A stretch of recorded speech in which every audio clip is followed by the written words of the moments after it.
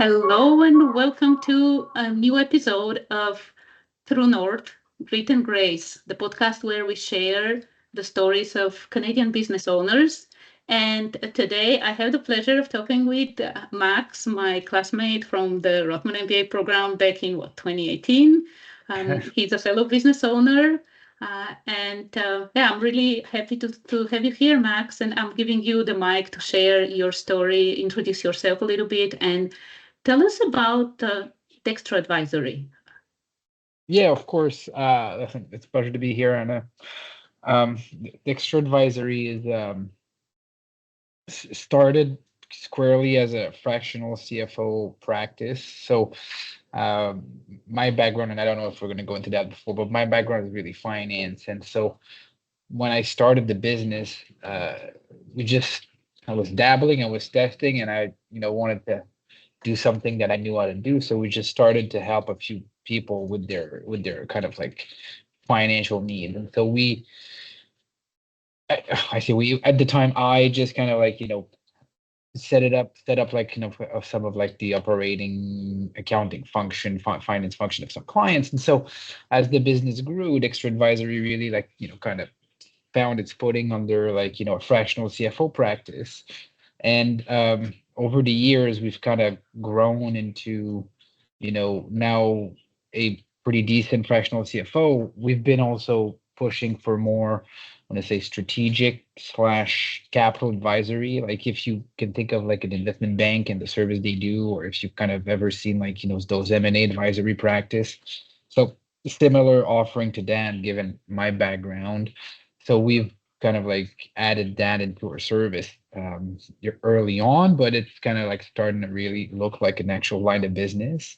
And more recently, we've started to offer small business loan as well. So um, it's always been a thesis when I started kind of in business to build what we call a merchant bank. And a merchant bank has, kind of like the advisory practice. We have like, kind of like the day-to-day finance with the fractional CFO or the fractional offering, but the ability to support our customer with capital as well. So we recently launched that. It's obviously small, it's starting, but uh, it's kind of like in line with where I wanted to take the business. So yeah, I don't know if that answered the question, but yeah. Oh, it's a great start to the conversation. And so you did mention that it was a natural path for you, like given your career, and that it started with you doing this on your own. And now you say we. So I'm assuming you've grown the team and you have people working for you. Yeah, yeah. So natural is, I think, is a little bit of a, what we do is natural to what I did, but like to what I, in my career, but like the actual entrepreneurial path was a bit not natural. It was a little, it was not easy to get going. I'm sure we'll go into that. But we have now, yeah, 5 people with me. So we have a team in the Philippines, so that helps us kind of like, on day-to-day activities and all of that. And I have another person in Ontario with me. So hopefully we'll be growing, but that's been the team for about a year now.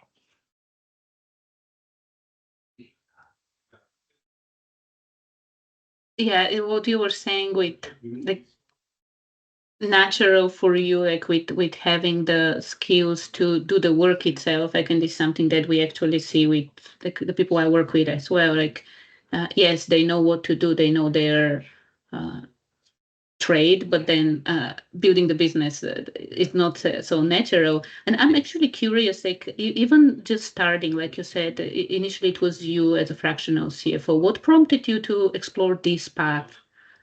Yeah, yeah. So, the reality is that I was hired as a CFO, and this opportunity didn't work. Very rapidly, it fell apart. So, after that happened, like, then you're mid-career, right? Like, so you're kind of thinking, okay, what's next? It's a good time when something like this happened. And if anybody ever has that, honestly, do not panic. It's hard, but like it's good to take time to reflect. And so kind of started thinking, okay, what do I want to do next? And during that journey, I started working with a few folks, like, kind of like helping them with their finance, doing what we do now on their operational, or some people doing like some small fundraising and smaller stuff. Mostly at the time with some venture backed smaller businesses, but kind of dabbled a little bit.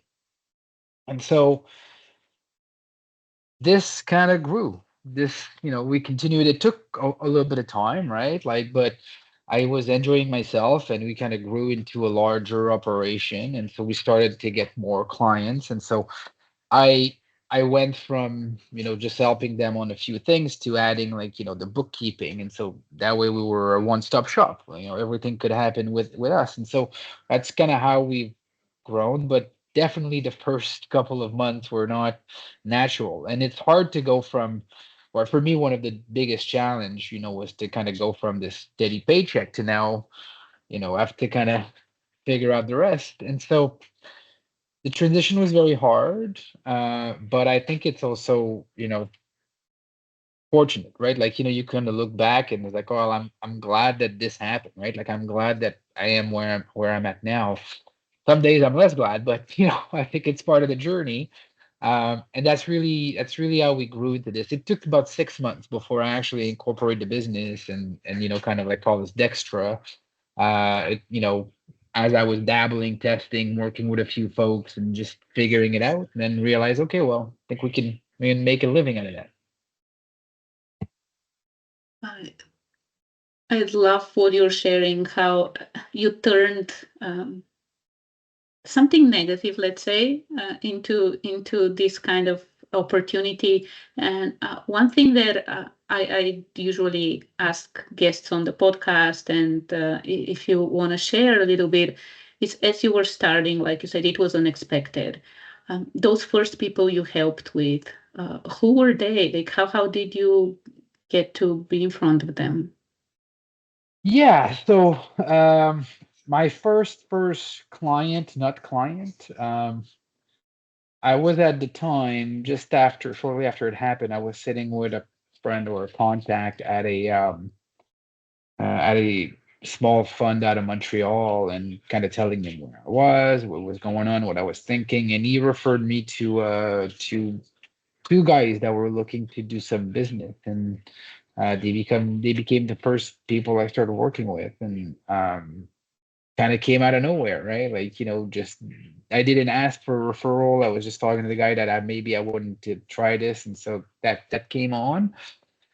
That was the first, and then after that, same person referred me another person, so like that was kind of good. And then part of the activities that I was doing and it working, I landed on some other person. So it was mostly like being out there, I think, right? Like talking to people, and um, it is really one of the things that I learned as an entrepreneur is honestly is there's so many opportunities you don't know about, and so you just talk to folks about what's going on. And so the first three clients were really like that. They were not paying much. They were, kind of like they were tests. And so as we grew and got better and got cleaner and got our operation together, then it was easier to get to charge. But yeah, the first one were kind of like a bit of a stroke of luck, I think.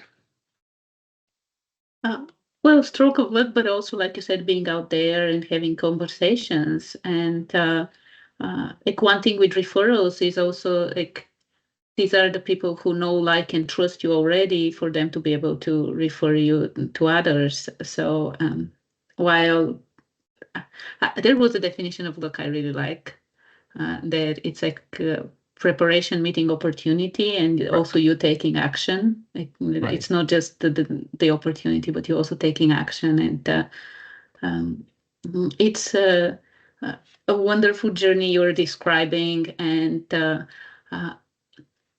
you did say that, of course, it was not smooth, like it was unexpected and you faced challenges. So which one would you say was the biggest? Like you did mention already, not having a steady paycheck. Uh, which one would you say was the biggest one when you were launching?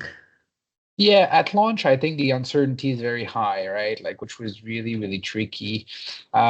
I think my biggest challenge were not really at launch, but came in shortly thereafter. as I said, about 6 months in, I incorporated. At the time, I actually had a partner. And so very shortly after we effectively got going, right? Like we talked about it for a while and wanted to do this together, and then he decided that he didn't want to do this. And so we were, just starting at kind of launch one or two clients properly and just like, okay, well, I think I need, and look, he had something else going on in his life. It's, no hard feeling. But I think that was my real first challenge because then I was really like, oh my God, like, what am I going to do?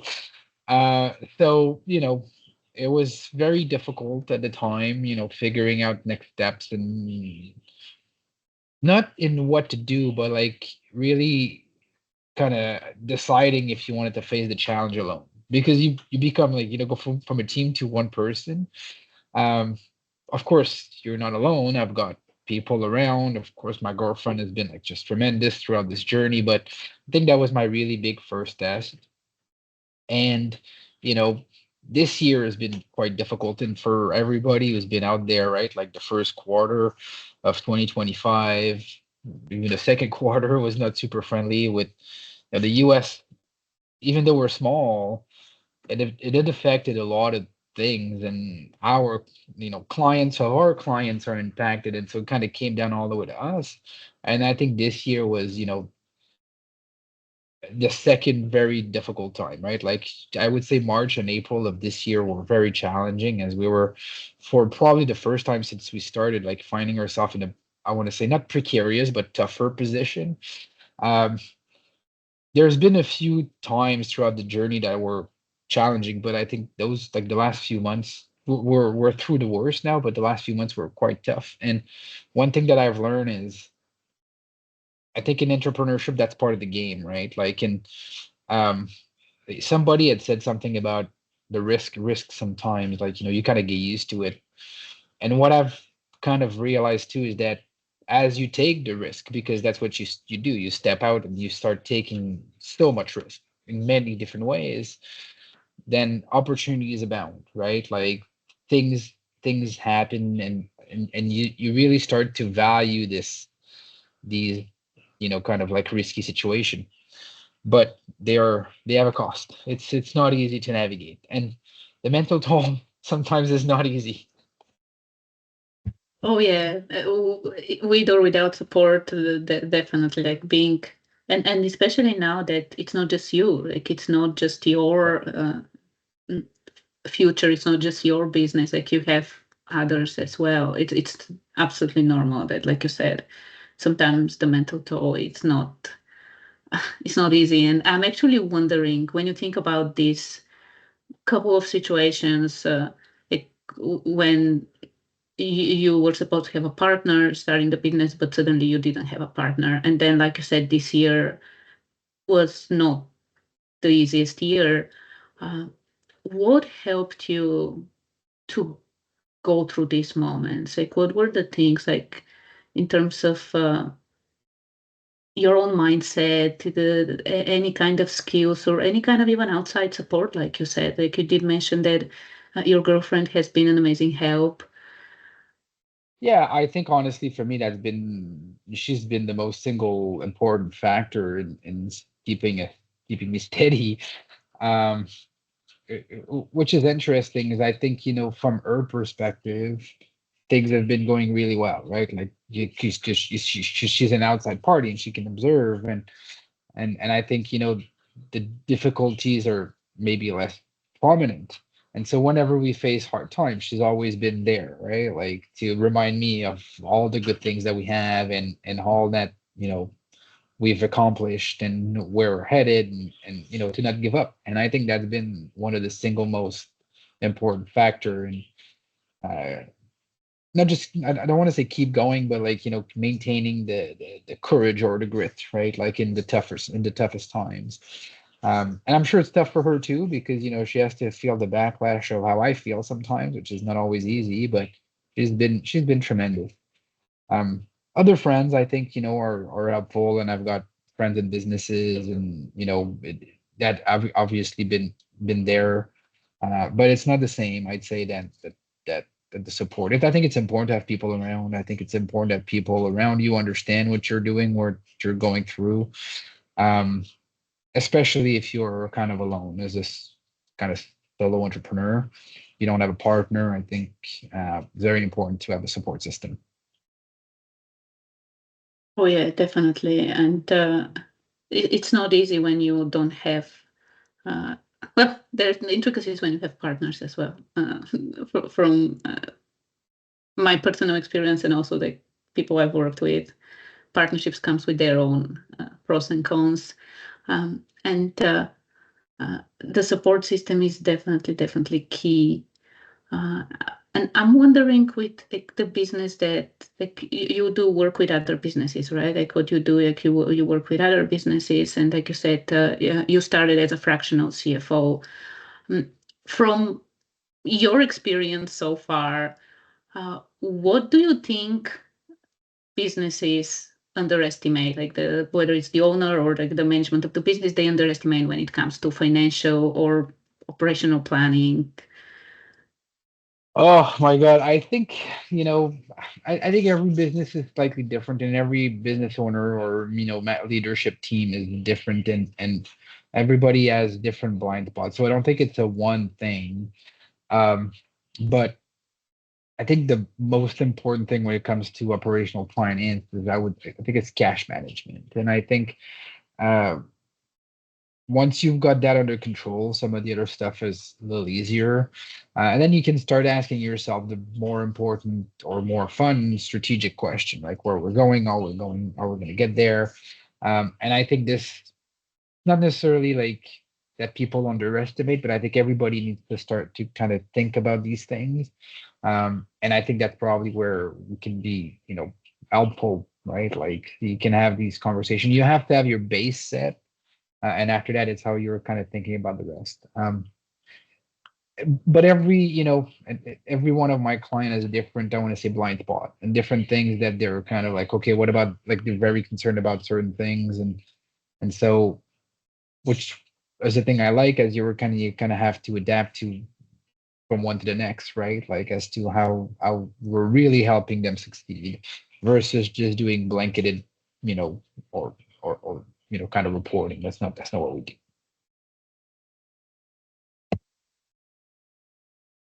Sounds like it's a very kind of personalized advisory and approach, like you said, like helping each one of your clients depending on where they are.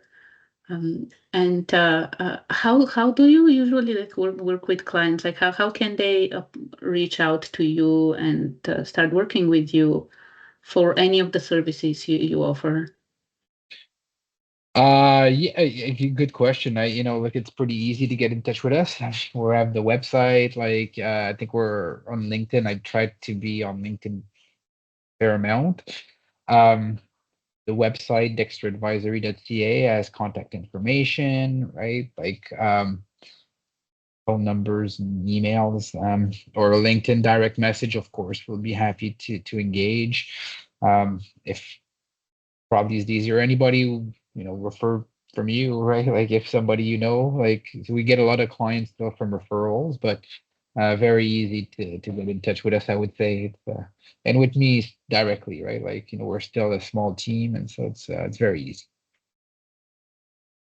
Awesome. We'll have in the descriptions, we'll have the link to the website, and I'll add the links for LinkedIn as well for anyone who'd like to reach out and get in touch with you for what you offer, because finances and, like you said, cash flow, it's so important for Right. any time of like any economic environment, but especially right now, I can imagine that a lot of businesses are and have been struggling this year with this.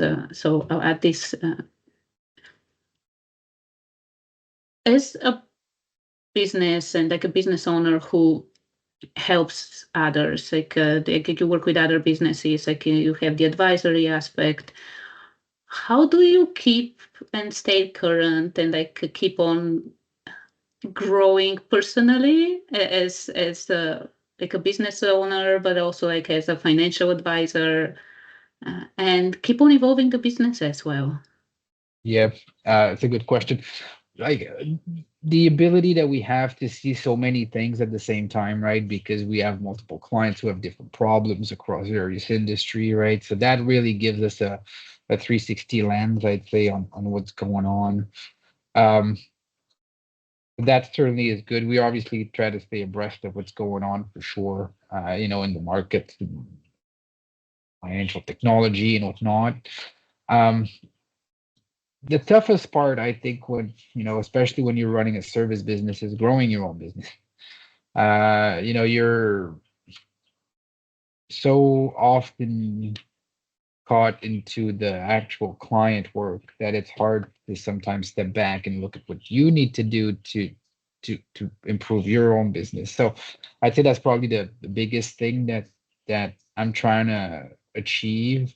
I'm not doing a really good job at it. I think it goes through building a team and making sure you've got the right people.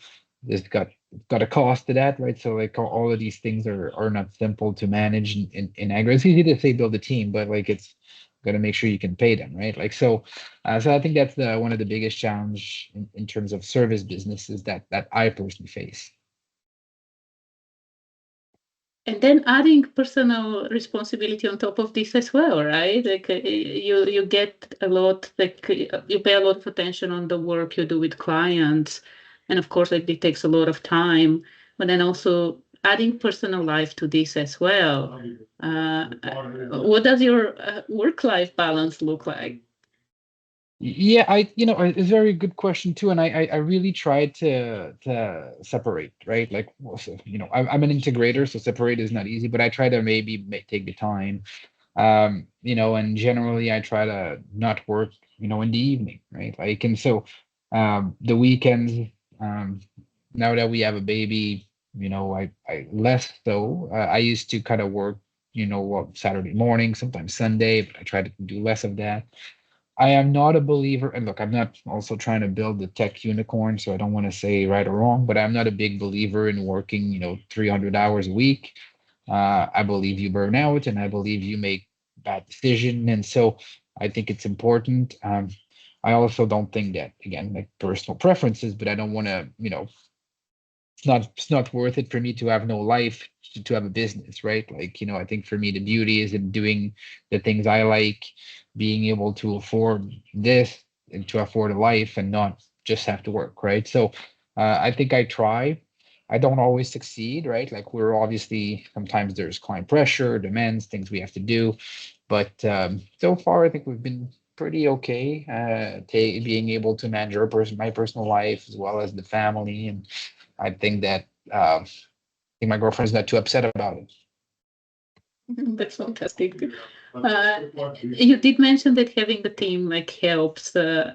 So how does has it helped you in terms of having more space to think strategically for the business and also take some time off as well?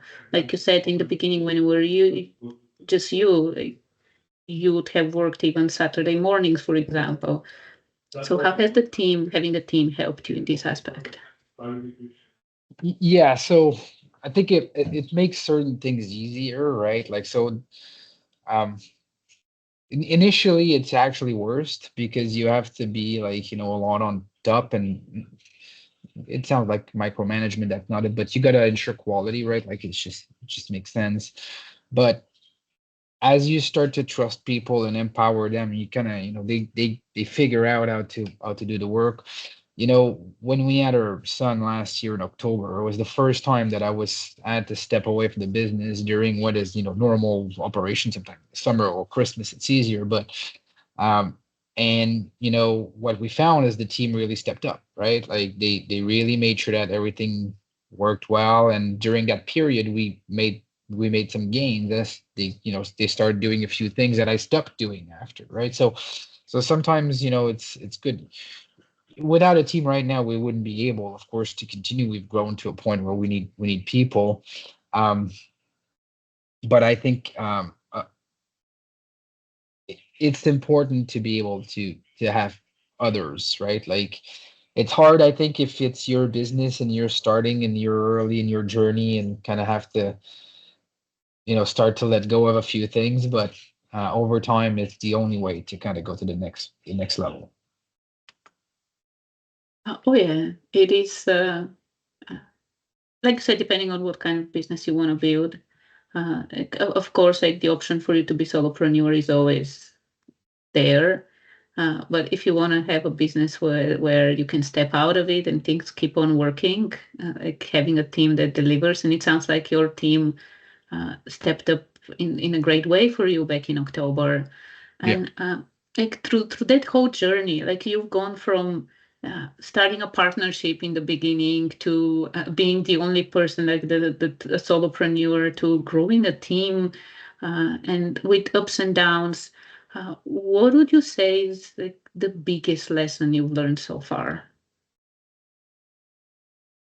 Um, it's never as bad as it looks. Probably never as good as it feels. Uh, I was talking earlier about like a kind of risk, right? Like, and I think that was really for me a realization. Uh,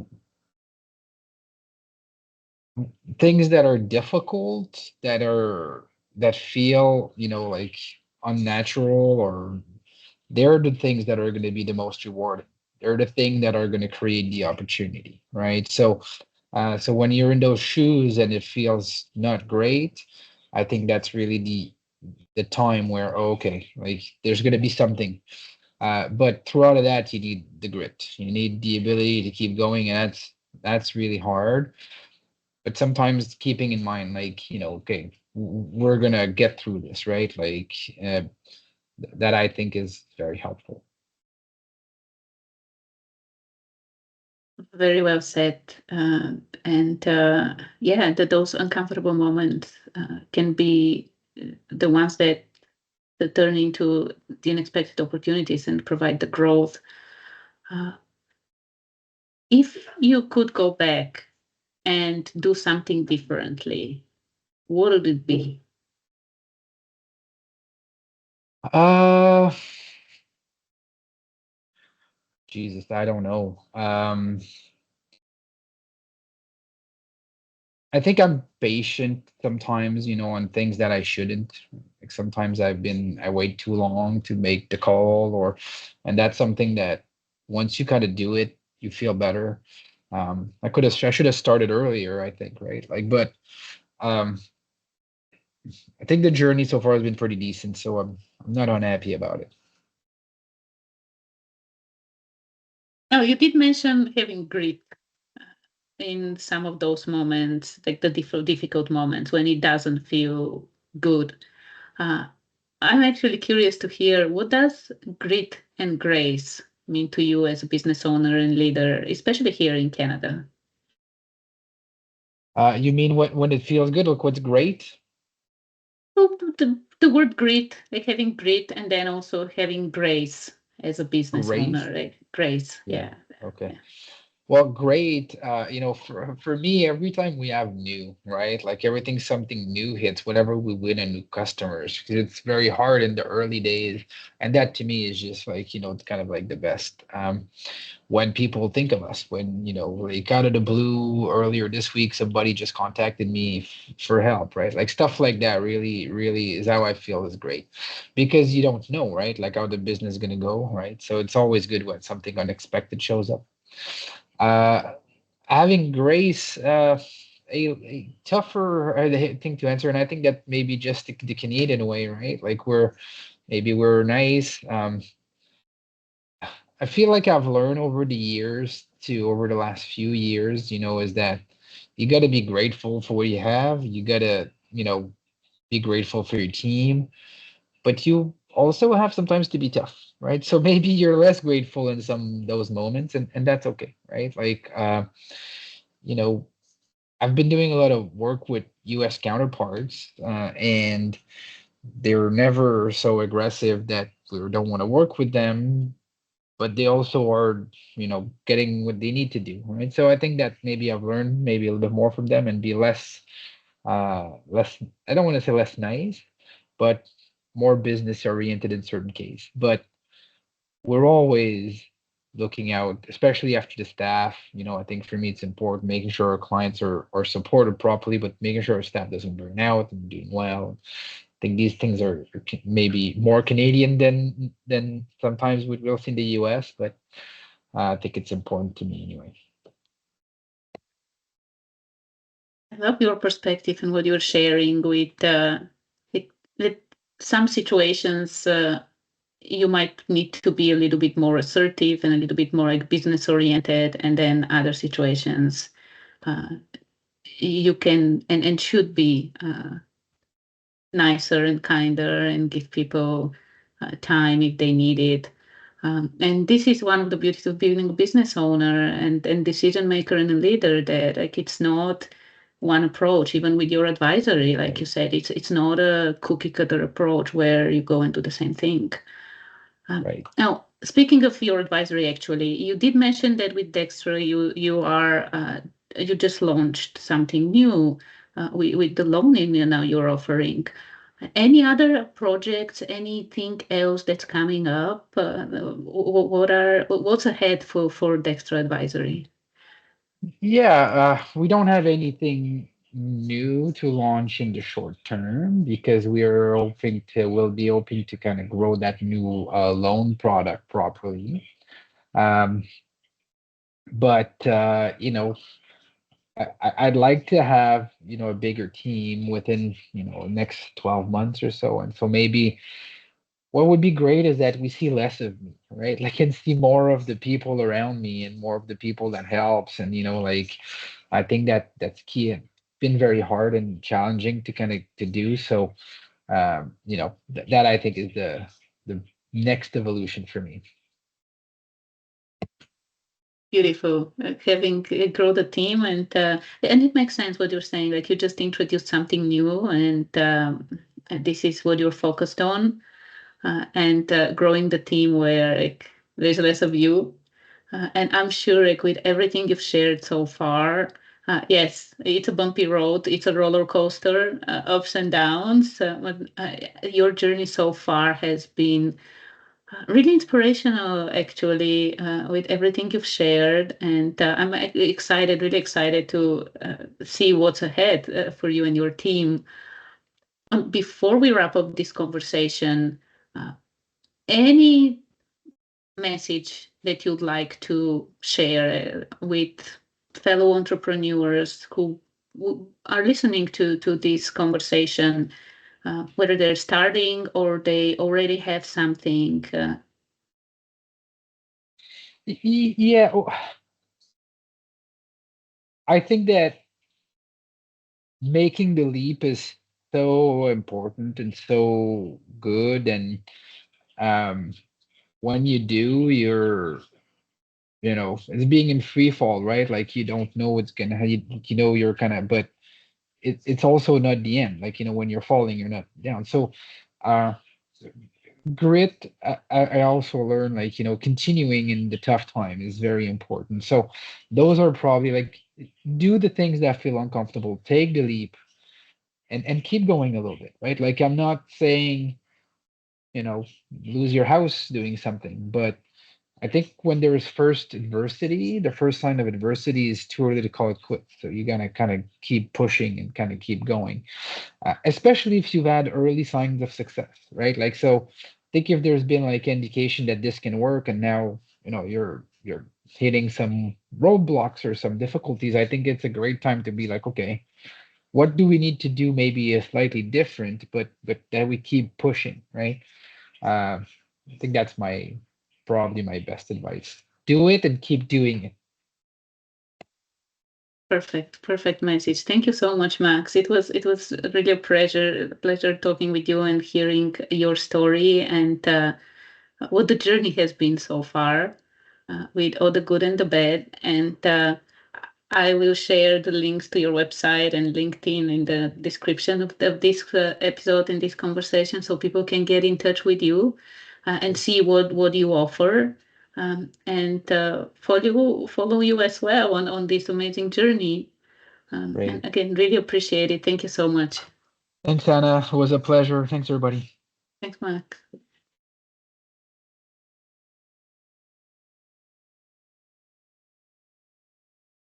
Okay, stop recording. I'll cut